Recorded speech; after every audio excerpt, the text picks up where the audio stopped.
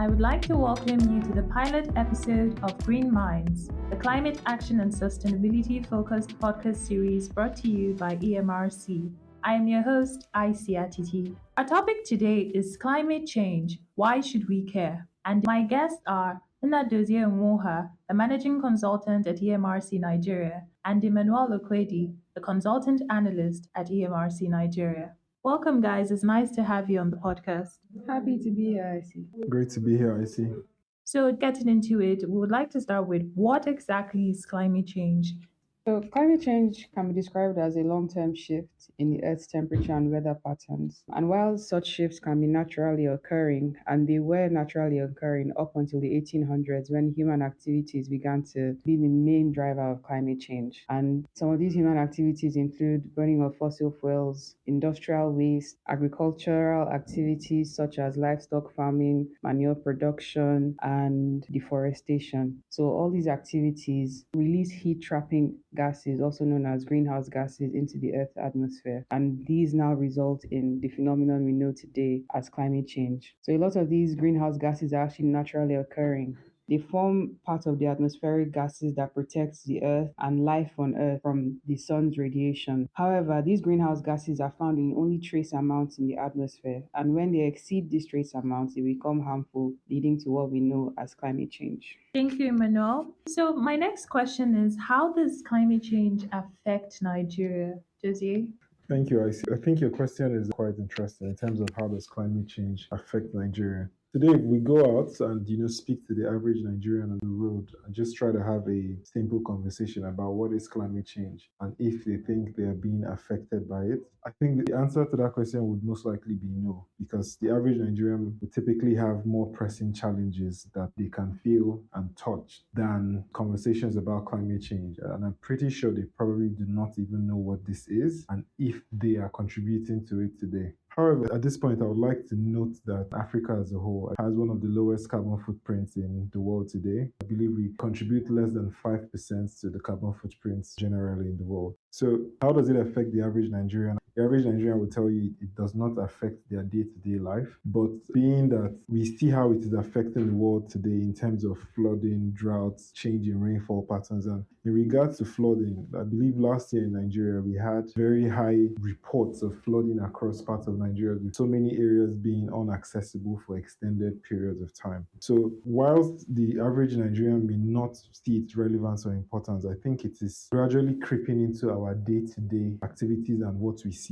So also to backtrack, I think part of why we contribute so little to the carbon footprint is due to our low level of industrialization and commercialization compared to larger countries out there today. And I say this because in Nigeria today, we import a lot more than we export. This automatically translates to we produce less, we have lesser industries, we manufacture less today. But aside from that, as an average Nigerian, we need to look at the climate change from a more proactive than reactive angle. And what I mean by proactive is, even though we contribute so little, it would be good to learn from developed countries who have gone through this phase years ago when they industrialized and grew their economy. So what I'm trying to say with this is, we do not have to make the same mistakes that have been made by some of these countries. As a country today, Nigeria is trying to rapidly industrialize and ramp up commercial activity. So by being proactive, we need to look for cleaner ways for this to be done. So what I mean by looking for cleaner ways is maybe out there in more developed countries, they had more coal power plants, for instance, which contributes highly to fossil fuels. Their trains were mostly coal-fired trains. So just some unclean ways in which they were able to achieve higher levels of industrialization.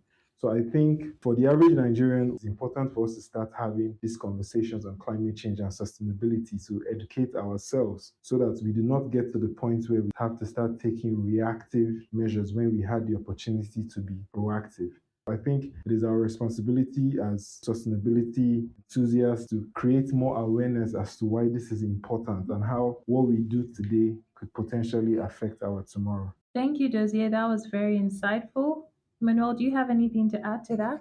Yeah, going off on what Dozie has said, I agree that the average Nigerian would definitely say that climate change isn't even on their radar and it's not something that affects them today. However, I think that response is more like lack of awareness. So, like Dozier said, even last year there was a lot of flooding across the country. I can even speak from personal experience. Where I'm from, for instance, since I can remember, the rainy season has always led to floodings. In fact, it's affected lives to the extent that during the rainy season, people don't drive into the village. They have to go in canoes or boats. And this is a real time effect of climate change. Furthermore, in a country like Nigeria, for instance, a couple of weeks ago, the president declared a state of emergency on food. While this could be traced to a series of issues such as the fact that the fuel subsidies have been taken out, rising inflation, climate change also has a part to play in that. We're currently in the rainy season now. We'll soon move into the dry season. A major effect of climate change is that weather becomes unpredictable. You can't really tell when the season is supposed to start and when it should stop. About 2 Sundays ago, the Nigerian Meteorological Agency announced that there would be thunderstorms across Abuja. Everyone I met in Abuja, everyone I knew that was in Abuja that Sunday couldn't testify to any thunderstorms. And that's just another effect of climate change that we're already seeing today. And we can tell that over time, if steps aren't taken to actually mitigate these issues before the average Nigerian can say that it's affecting their day to day lives, then it leads to even worse effects. And like Dozie said, it's best for us to tackle these issues now instead of later at the last hour. So the next question is, why should stakeholders in the Nigerian economy, for example, the Nigerian electricity market, care about climate change today? Like it was previously said, Nigeria actually contributes a minimal amount of global emissions. So, from a personal point of view, I would say that our focus should be more on adapting to the climate that we have. So, like I said, even before it became mainstream news, there have been issues with flooding in many parts of the country. These are just things that we experience on a day to day and we accept like they're just regular daily events. And that's one of the reasons why the average Nigerian will tell you that it's just life as they know it. But I feel like it's important for us to take steps to actually adapt to the changing weather conditions because the climate is already changing, it's already changed. So it's important for us to take steps to adapt to the effects that we're already experiencing today. Some of these would include more infrastructure, get towards flooding prevention, such as building more gutters and more drainage systems across the country that can actually help to limit the effects of flooding. Another thing, bringing it to the power sector could be integrating renewable energy into our national grid. That way, we will be able to limit our dependence on fossil fuels. Thank you. Josie, do you have something to add to what Immanuelle has said? Thank you, Aisi. I think the power sector is such an important part of any country's economy, developing nation or even developed countries. And I say this because the electricity sector plugs into so many others. You're talking about healthcare, transportation, industries. So basically, in terms of how a lot of all these people would look at their carbon footprint when they are making allocations in regards to their different scopes of carbon emissions, power will always be a line item. So I think it's important because today our grid is not exactly where we want it to be. We have an installed capacity of over 13,000 megawatts and an operational capacity of less than 5,000 megawatts. So, I mean, by comparing ourselves with countries with larger populations who have populations closer to 200 million, 300 million upwards, you find that their national grids run between 100,000 to 200,000 megawatts upwards. I say this because we have the opportunity to grow or develop differently from some of these other similar countries with similar populations. And this is because we're still so low when it comes to our generation performance. We can actually expand, but on a greener level. What I mean by on a greener level is by finding ways to integrate more renewable energy sources into the grid. Today in Nigeria, you have over 260 mini grids that are active, mostly in rural areas and I believe some commercially operational. So I think the key way for us to really clean up or grow in a greener way would be for us to marry what is happening off grid and what is happening on the grid. And I say this because you find the off grid sector seeming to be operating independently from the grid. So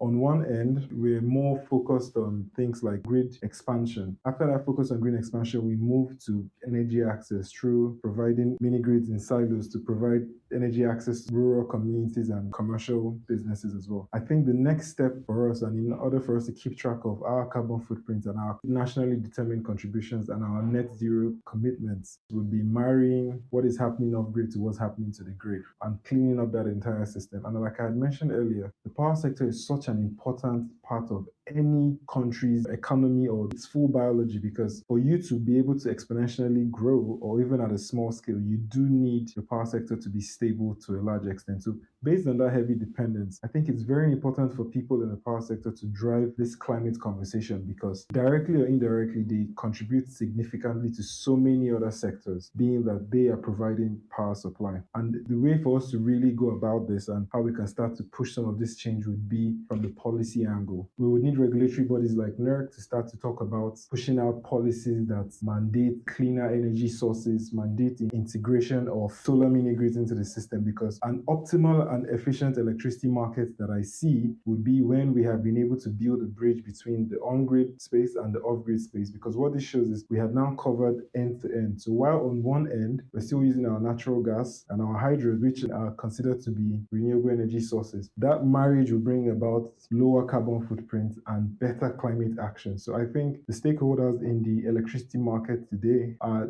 drivers of climate actions and sustainability practice. So that is why I believe it should be very important in the power space. Thank you very much, Dozie and Immanuelle. And just to add to what you have both said, I think we are at a point where it is very important to drive climate action adaptation strategies in our country. And you can see with the support from the international development and finance organizations to developing and implementing adaptation strategies in the country, that is a very good path. And I think that is a path we need to follow to drive sustainability and climate action in the country. I hope you guys learned so much about climate change and why we should care. We'll see you in our next episode.